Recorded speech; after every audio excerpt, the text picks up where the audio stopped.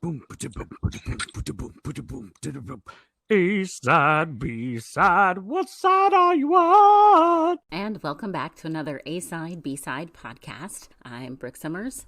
I am Adam Weingarten less. Say that 5 times fast. I am without sans Adam this week. Adam's feeling a bit under the weather.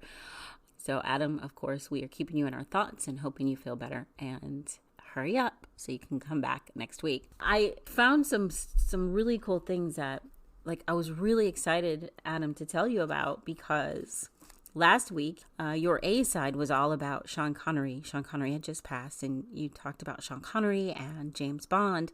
And the James Bond pistol that Sean Connery used in Dr. No is actually up for auction at Julian's auction. So, Adam, it's the Walther PPK from 1962 Doctors No. So, Adam, save up your tips, your bartending tips, because I know that's something that you're going to want to add to your collection. So, also, if you didn't know, Adam is a huge fan of Mountain Dew. Like when we did our morning shows together, Adam literally would drink can upon can upon bottle, maybe up to like 5 in the morning. So, Adam, I know you're not a big chef. I know you don't cook a lot, but this might be for you. This might change your life. Mountain Dew is actually releasing a cookbook next week. You can get it for just $30. I want to know what kind of recipes you're going to make with this, Adam, because I think it's going to be a game changer for you. Is there going to be like Mountain Dew chicken, Mountain Dew chili? Like what? I'm sure there's going to be tons of desserts with Mountain Dew in it, but I need to know what's in this cookbook. So, Adam, I'm going to need you to get this cookbook, and I'm going to need you to make some of the recipes. TV shows, I have mentioned previously in the past couple of episodes, Seduced, which is the Starz version of HBO's The Vow. Much more in-depth, much more provocative. I have one more episode to go. And one of my favorite podcasts, My Favorite Murder, they always say, call your dad and you're in a cult. I'm telling you, call your dad, you're in a cult. NXIVM, crazy, insane cult. If you have not heard about NXIVM and Keith Raniere and Allison Mack, all I'm going to say to you is branding. There's branding involved. It's intense. It's wild. And he is disgusting. And I am glad he is in prison. I'm still waiting to hear Allison Mack's sentence because I feel she is just as guilty as him. I as disgusting as he is, I feel she's just as disgusting because she was a woman using other women to advance herself to get into the good graces of this disgusting human being. And I don't know if it's because she lost herself or if she's really that sick and manipulative. I don't know. And I would love to see, I'm interested to see how it turns out for her. Also on Netflix, I didn't even realize there was a season 1, but season 2 of I'm a Killer is out. So I accidentally started with season 2 and then binged it completely, went back to season 1. And apparently there's an I'm a Killer released out, which is 3 episodes and it follows just one person. But I'm a Killer on Netflix. Each episode is one person who is on death row. And it starts with their story. And I got to tell you, these people are so good at making you kind of empathize for them and feel for them because they tell you their story. And they're like, if I could do it all over again, I would never do this. And then you start to hear facts from attorneys and police officers and family members and witnesses. And you're like, man, I was really feeling bad for you for a second. There was only one episode where the guy is like, I did it. I don't regret it. I would do it again. I'm on death row and I'm trying to hurry up and die. I'm not going to tell you which episode it is. I've already told you too much. I've already spoiled it a little bit for you, but definitely check out I'm a Killer on Netflix. It's like, it is intense. I mean, there's men, there's women, black, white, Spanish. I mean, death row does not discriminate. That's all I'm saying. Oh, HBO Max is a new show that's starting, Murder on Middle Beach, I think it's called. And that's going to be starting this weekend. So just about the time that this podcast is out, that's going to be out on HBO Max. So that's another one to check out. Of course, holiday movies are out. I did watch The Holiday. I think I mentioned that previously, maybe. That's really cute. That's on Netflix. So I know it's not true crime, but just a little palate cleanser, if you will. All right, so since we are Adamless, we are sans Adam this week, it is only going to be the B-side. And this week is actually a story that was part of a poll last week. Last week, I put a poll up and out to friends and on social media, on all of our social medias. And it had 3 options. It was the internet's first killer, real life Hannibal the Cannibal, and the socialite slayer. So last week, the winner was the internet's first killer. That was John Edward Robinson. If you haven't heard that episode, it's episode 17. And this week, it's the socialite slayer. Or maybe we should call it the slaughtering socialite. That is this week's A-side, B-side. Have you ever thought to yourself, man, I sure would like to make a podcast. I've got so much to say about blank. Well, if you haven't heard about Anchor, you really should. It is the easiest way to make a podcast, and it's absolutely free. All right, I'm going to tell you why it's so easy. Okay, so with Anchor, there's creation tools that allows you to record and edit your podcast right from your phone or computer. Anchor will distribute your podcast for you so it can be heard on Spotify, Apple Podcasts, and many others. And you can even make money from your podcast with no minimum listenership. It's everything you need to make a podcast in one place. Trust me, I'm so excited about this. You can be too. Download the free Anchor app or go to Anchor FM to get started.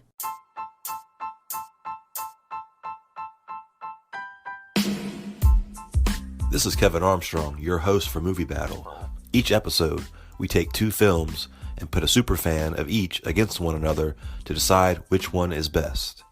The only rule we have is that you come correct. If you're interested in being a guest on Movie Battle, please check us out on Facebook, Instagram, or Twitter. So this week's B-side is the story of the slaughtering socialite. This is a story from 1964, and it became one of the most sensational stories you may have never heard of. It's what you would say the American dream gone wrong. I was actually inspired. A friend of mine, Ruth, told me about Bailey Sarian on YouTube, and she does makeup tutorials while talking about true crime stories. So I was intrigued. I think she's really cool, and I've watched a couple. This story just intrigued me so much that I had to research it. This is the story of Jacques and Candy Mosler. So Jacques Mosler was born in 1895. Jack, as he was known to some, was the son of Romanian immigrant parents. He grew up in Buffalo. Hey, Buffalo. Also New York City and Chicago. So Jack ended up quitting school early in life. He was a teen, preteen, early teen, 13. And he went to work to help support his mom because his father passed. So Jack worked as a newsboy who loan sharked. How are you 13 years old and you know how to loan shark? Anyway, he would loan shark to broke kids as a side hustle. As Jack matured, so did his jobs. He went from newsboy to car mechanic. Now Jacques was a very enterprising young man. He went from mechanic to car salesman, and then he moved from used car sales to new car sales. And then he very easily transitioned into financing. Now remember, he was a loan shark back in the day, so I'm sure this played into helping him in the financing business. According to True Crime Cases blog post, in 1895, the year that Jack was born, there were only 4 automobiles registered in America. Can you imagine? Only 4. I think I've owned 4 in my lifetime, and there was only 4 in all of America the year that Jack was born. 5 years later, there were 8,000. By 1910, 469,000. And by 1920, we're up in the billions, 9.2 billion. So Jack learned what another car guru already knew, Henry Ford. Automobiles presented unprecedented financial opportunities. Financing, or more specifically, consumer loans, think about it. It's basically loan sharking, but on the legal side. Perfect for Jacques. From auto financing, Jack moved into banking and insurance. So at the end of World War II, Jacques was ready for all the soldiers to return home. Happy Veterans Day today, by the way, as I record this to all my fellow vets. So again, as the soldiers were returning home at the end of World War II, Jacques had amassed over 40 bank, finance, and insurance businesses. He knew that these soldiers would be needing housing, they'd need cars. What do you need inside your houses? You need big appliances like refrigerators, washing machines. Think about it. Back in the early 1940s, a refrigerator was a huge deal. Jacques knew this, and he used that to his benefit. His firms were in Houston, Miami, Baton Rouge, New Orleans, Coral Gables, Florida, South Bend, Indiana, and Chicago. He had a very consumer-friendly slogan for his banks. The Yes Banks. He didn't turn many people down, or he liked to make people think he didn't turn many people down. So in walks Candace Weatherby. She was born February 18th, 1920 in Birmingham, Alabama. And she married young. Candy married very young. She ended up having 2 children. And then, as tends to happen a lot when you marry young, she divorced young. Candy was gorgeous. She was beautiful. She had platinum blonde hair. She had perfect teeth. I mean, kind of Marilyn Monroe-esque when you see her photos. And once she divorced, she moved to New York City to pursue a modeling career. Smile was so beautiful that it actually landed her a gig as a toothpaste model. New York is a rough city, and it's a lot to handle. And for a girl from Birmingham, Alabama, it proved to be too much. So she packed up and she moved to New Orleans. Candace opened the Candace Finishing School, Modeling School, and Modeling Agency. Her new business got her in with some financial bigwigs, which led to her working as a volunteer fundraiser for the New Orleans Grand Opera Company, where it was her job to call on the city's wealthy elite to get donations. I think we see where this is going. We know where this is headed. In 1948, Candy met Jacques, who just so happened to, own a bank in New Orleans. Jacques wasn't a big contributor. I mean, he was making some big bucks, but he was kind of a penny pincher. But he's got this gorgeous young blonde thing asking him for money, and he sees something he wants. He falls head over heels for Candy. He's 52 when they meet, and Candy is young. She's in her 20s. He's just completely enamored by this vivacious girl with a thick southern accent and dazzling, gorgeous smile. So the two marry after 6 months. They get married on May 24th of 1949. When they first met, Jacques had just divorced his first wife. Now, Jacques and his first wife had 4 kids together, and we know Candy had 2. So kind of Brady Bunch with their 6 kids. In 1950, the pair and their 6 kids set up in the exclusive section of River Oaks in Houston. And get this, a 28-room mansion. Who's got time to clean all that? I know there's maids and stuff, but still, that's just who needs all that?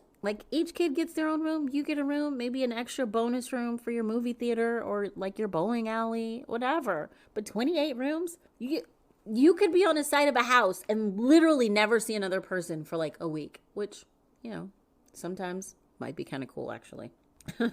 So Houston is where Jack's business was headquartered. So the new home for the family of 8 came well equipped. They had live-in cooks, maids, gardeners, chauffeurs.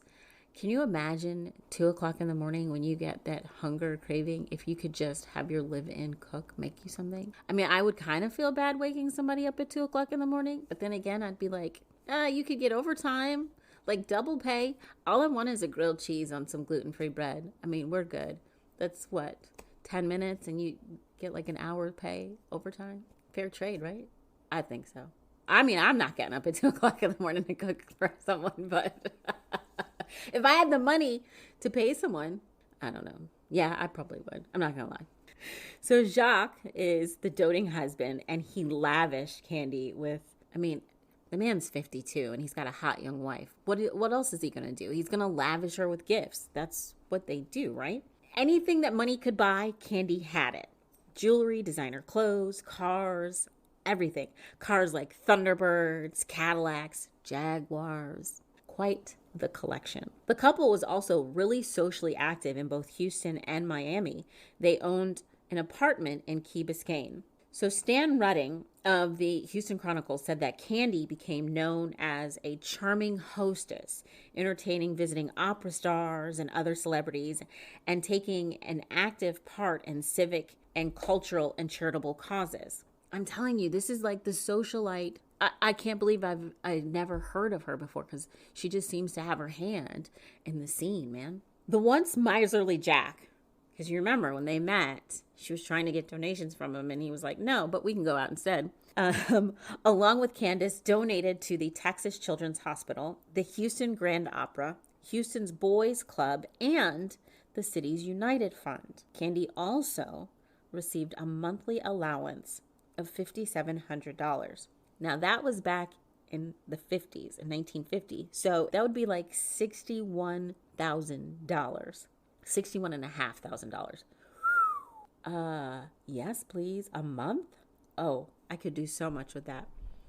That was for house management. And on certain occasions, he would add an extra $5,000, which today would be about $54,000.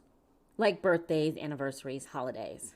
I'm not saying she married for money, but I mean, it seems like she maybe married a little bit for money. Just saying. After the birth of his fourth daughter, Jacques had a vasectomy, and that became a big issue for Candy, who was still young and really wanted more children. But Jacques was paranoid about being blackmailed for child support after his divorce. He didn't want to stumble upon some young, fine thing that he was just kind of, having a casual fling with and end up being blackmailed. So this is a big issue in Jacques and Candy's marriage. She wants more children. In 1957, a man named Leonard Glenn, I know it seems like we're sidetracking, but stick with me because it really is part of this. I promise it pays off. So a man named Leonard Glenn shot his pregnant wife, Betty, while their 6-year-old daughter, Martha, slept in the bed next to her. Leonard then took Martha and her other siblings, 5-year-old Danny, 2-year-old Chris, and 4-year-old Eddie, into the kitchen and gave them breakfast before stabbing his infant son, Alexander, in the abdomen. Leonard, who on a previous day at a mental hospital was diagnosed with chronic alcoholism, then bundled up all kids, including baby Alexander, piled them into the family car, and drove them across the city of Chicago for over 24 hours. The entire time, he's telling them that he's taking them to Tennessee. Leonard intentionally crashed the car into a snowbank in what was believed to be a murder-suicide attempt. Leonard and the 4 older children survived the crash. Baby Alexander is rushed to the hospital, and unfortunately, it's just all too much. The stabbings, the car crash, it's just too much, and the poor, sweet little baby doesn't make it. Leonard's arrested, and he is committed to a state mental hospital, and the 4 children are left orphaned. Betty's brother was left in charge of them, but for reasons we don't know, he either wasn't able to continue to take care of them, or maybe he just didn't want to. Well, on a business trip in Chicago, Jacques read the story of the Glenn family tragedy in the newspaper, and he was so touched. And now we've got 4 children that need a home, and you remember, Candy is still young and wanting more babies. So, Jacques is a man with great means, and he has a huge love for family and for children. His wife wants more children. He's a doting husband who gives his wife what she wants. The family adopts the 4 children. He was able to pull some strings. He had connections in the Illinois government. So Martha, Danny, Edward, and Chris now become Mosslers. We've got a happy family here for a couple of years. And then in 1961, Melvin Lane Powers, the son of Garrett Ace Powers and Elizabeth Weatherly Powers, who is Candy's older sister, ran into some trouble. Melvin stood 6'4", and he was built like an athlete. He looks like what's the big football players, the linebackers? That's what he looks like. He looks like a big old linebacker. He had dark hair, and to some people, he was pretty good looking, like a movie star. Melvin also looked older than his 20 years. Melvin had moved to Pontiac, Michigan from Birmingham, Alabama. And while there, he hooked up with a group of men involved in a swindle con, a racket. The group's scam was busted, and Melvin was sent to jail for 90 days and given 2 years of probation. So hoping to get a leg up and advance from the situation, turn things around, Melvin drops in on his Aunt Candy and Uncle Melvin, of course at his mother's begging and pleading. So Candy uses her feminine wiles and ways, and she persuades her husband to give Melvin a place to stay and a job. In 1962, a year later, Jacques becomes ill with a respiratory illness that was just really persistent. It was so relentless that Jacques traveled to Europe for treatment, and he spent more and more time in Key Biscayne at their apartment because the air in Miami was just better for him. Well, around the same time, Candy starts to have an affair. Who does she have an affair with? Her nephew, Melvin. Not only is Melvin 30 years younger than Candy, he is her nephew. Yes, by blood. That is her sister's son. Ugh. I guess blood relations be damned. Who cares when you want it bad enough? Ugh. Candy actually believed that Jacques' respiratory illness had turned him homosexual, she said. So she turned to Melvin for comfort and support. The things they believed in the 60s, right? So in the very beginning of their relationship, Candy and Melvin were very discreet. But Jacques was spending more and more time in Key Biscayne, and with him being away more and more, the two just got bolder and bolder and bolder. And soon, Candy and Melvin's secret relationship didn't really remain a secret all that long. They actually became the talk of the mansion staff. The staff always knows everything. They're always paying attention. They know way more than you think they do. So Jacques Mosler was no fool. I mean, obviously, because he had amassed a $33 million fortune in 1962, which would be $300 million today. In 1963, Jacques discovers the affair. Miami Beach 411 said, a year or 14 months after Melvin moved in, a servant informed Mosler of the affair. After reading Candy's diary for confirmation, Mosler fired Powers, Melvin, from the financial firm, and 2 officials ordered Melvin to leave the mansion or face arrest. After much fuss, Melvin left, claiming one day he would return as the master of the mansion.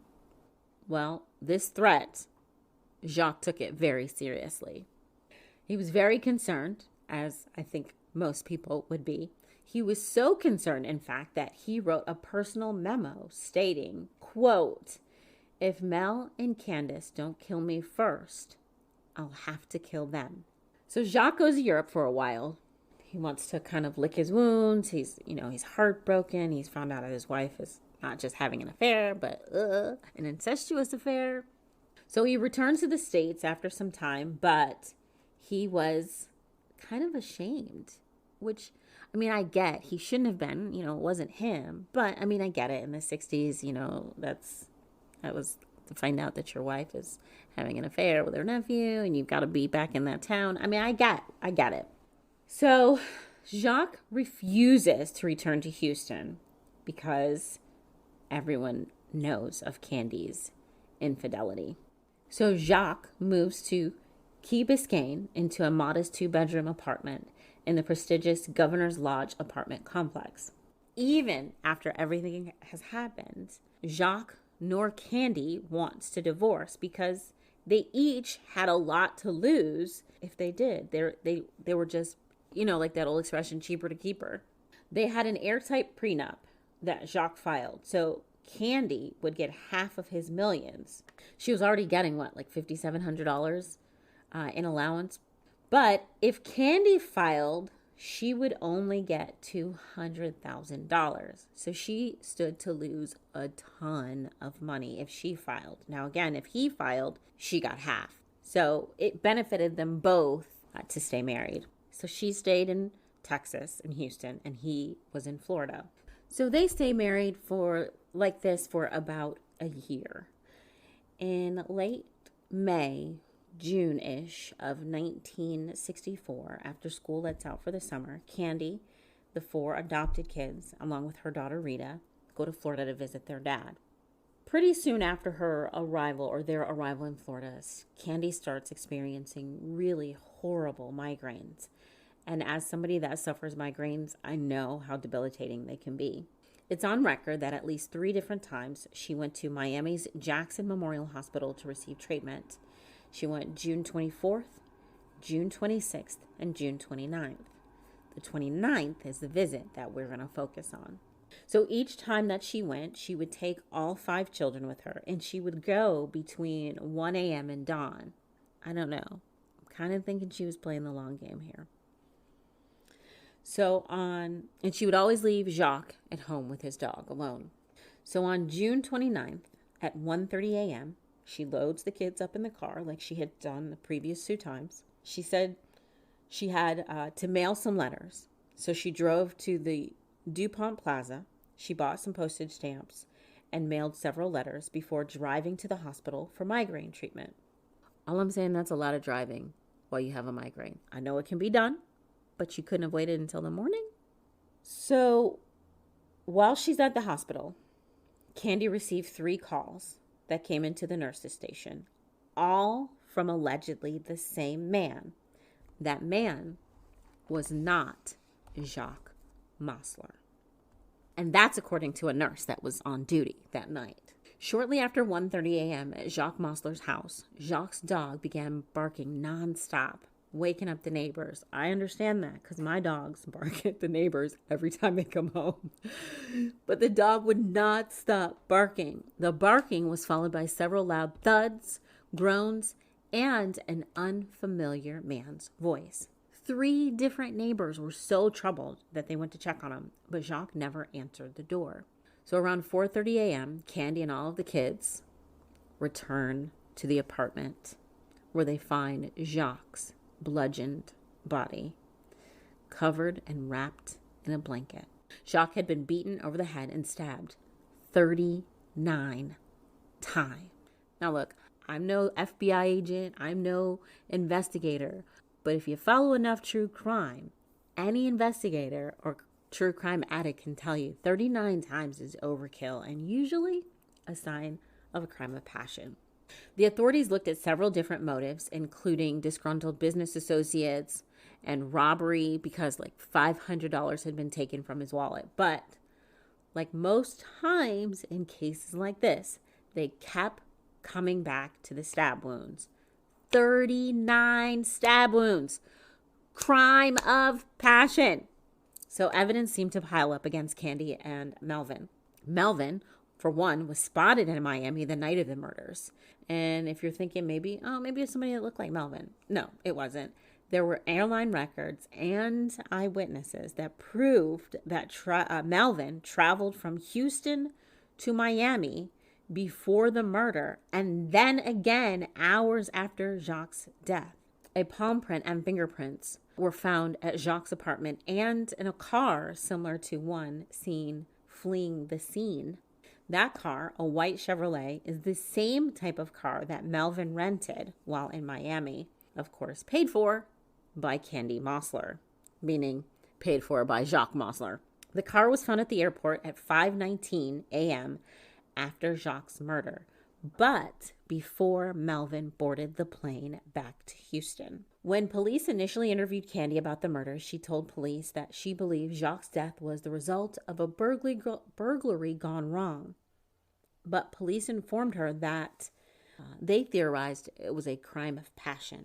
They also told her about how he'd been murdered, to include the stab wounds, causing Candy to change her story.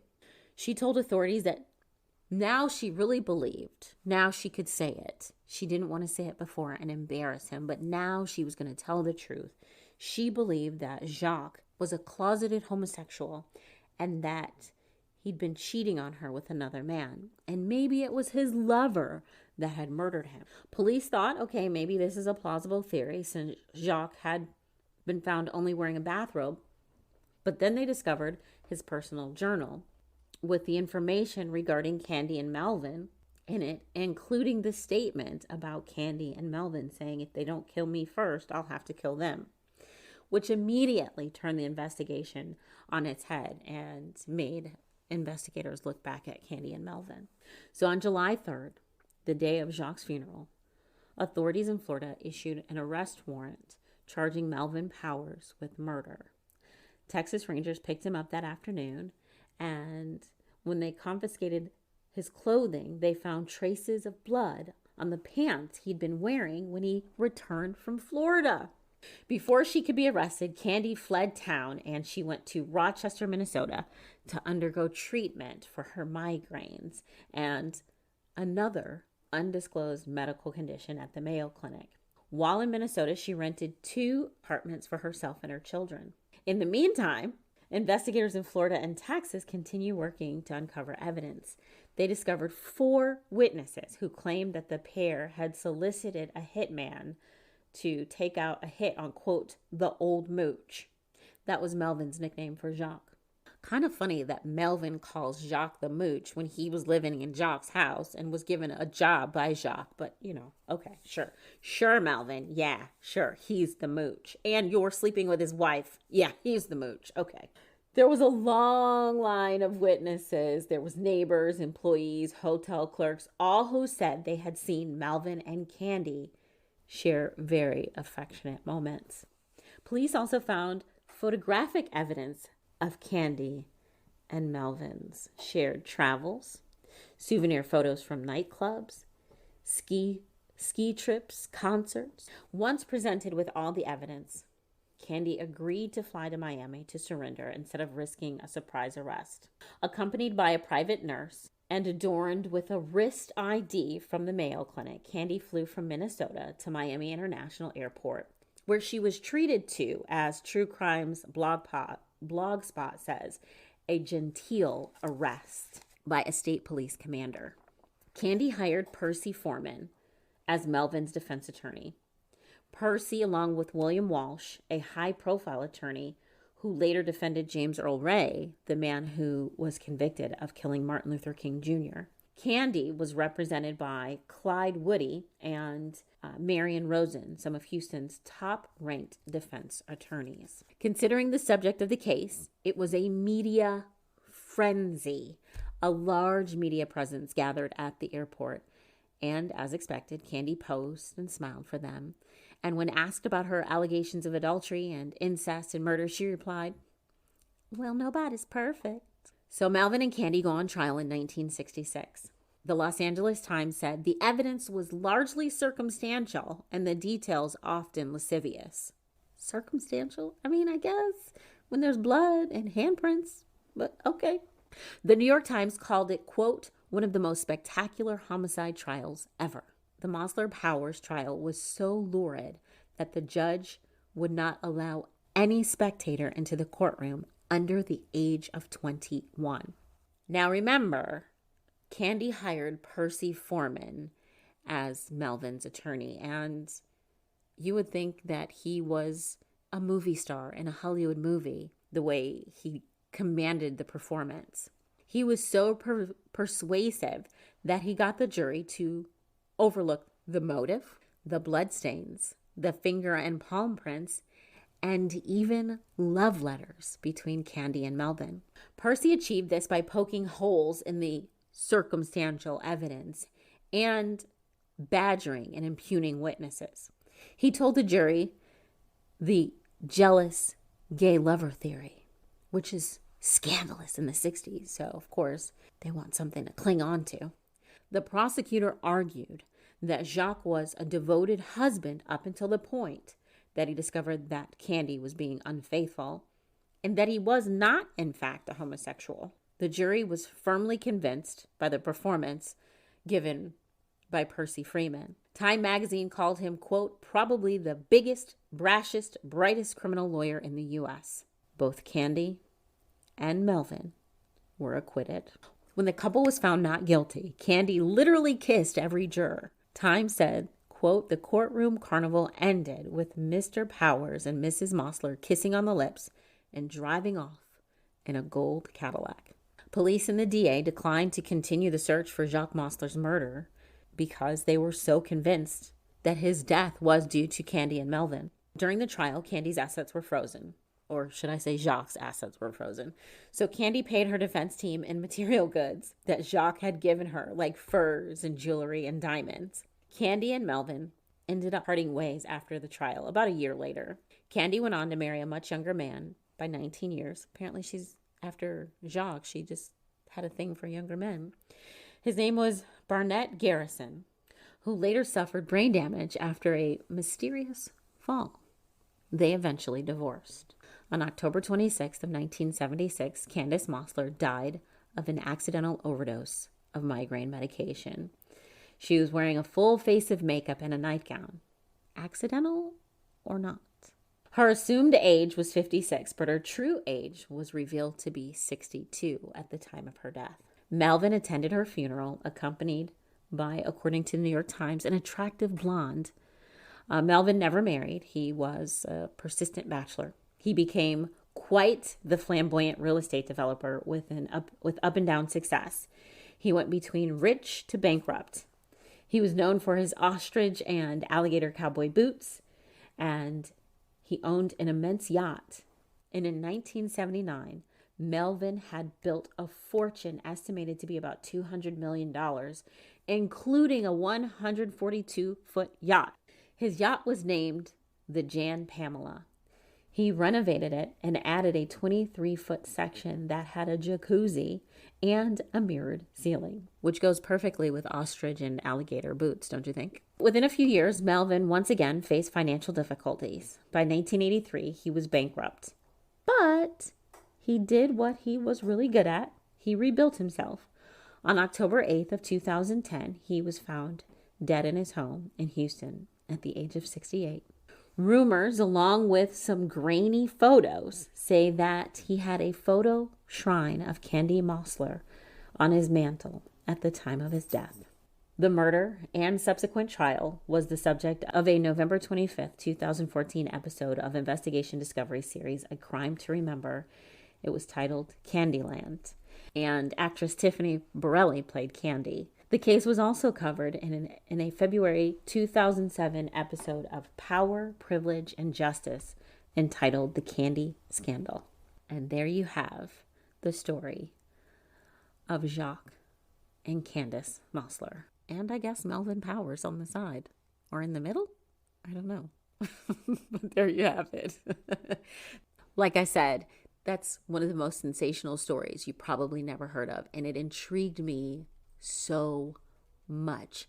I mean, from the fact that she married this man that was so much older, to the fact that she was sleeping with her nephew, and they completely got off. I mean, completely.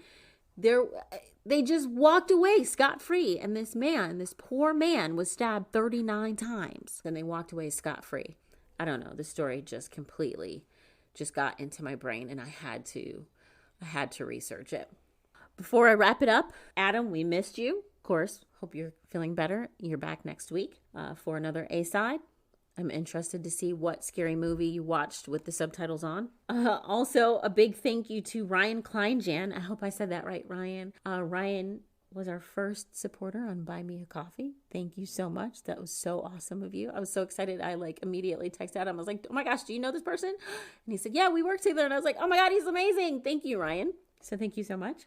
Also, shouts out to Ontario, Canada, Scotland, UK, Maharashtra, India, Adelaide, Australia, Brentwood, Mountain View, and Valley Springs, California. Hey. Philadelphia and Erie, Pennsylvania, Raleigh, North Carolina, Jamaica Plains, Massachusetts, and shouts out to Washington, D.C. Thank you guys so much for joining us on A-Side, B-Side. It really means a lot to us. You can always check out our social medias. We have a Twitter now. As of today, it's official. We have a Twitter, A Side, B Side Podcast. You can also follow us on Facebook, Instagram, and we have a website. It's A Side, B Side Podcast.square.site.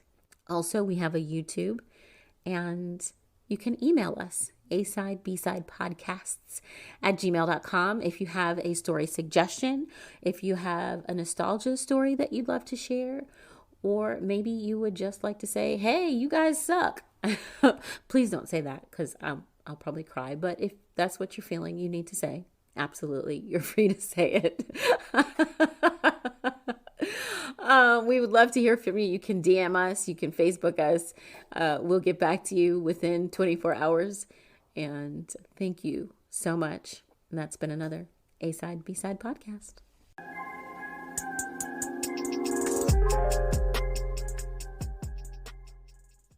Hey guys, I'm Kelsey. And I'm Taylor, and we are convinced that if you guys are listening and loving this podcast, that you will love our podcast, Morning Mugshot. It's a true crime podcast where we cover a new case every Friday. And at the end of our episode, we talk about our thoughts, feelings, and opinions on this week's case.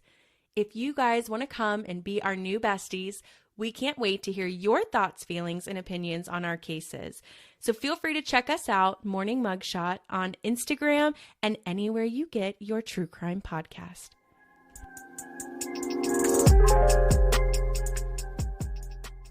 Thank you for joining us for another episode of A-Side, B-Side Podcast. We really hope you enjoyed the episode, and if you did, we'd appreciate it if you'd head on over to Apple and leave us a rating or a review. And make sure you come back next Friday for another episode.